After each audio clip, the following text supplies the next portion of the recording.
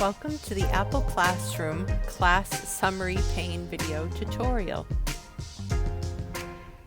First, let's begin by locating and tapping on the Classroom app, seen here. You will first be brought to all of your available Apple Classrooms that are set up for you.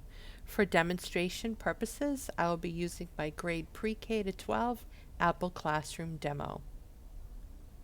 At the conclusion of an Apple Classroom class, which typically aligns with your teaching block, please navigate up to the top right of the screen where there are 3 dots within a circle.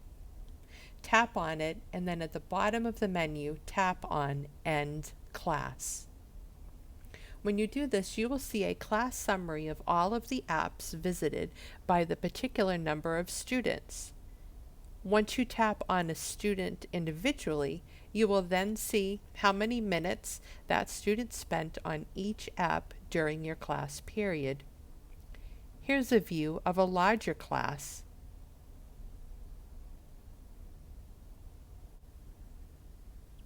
And here's a breakdown of the larger class's use of apps during that particular session. Thank you.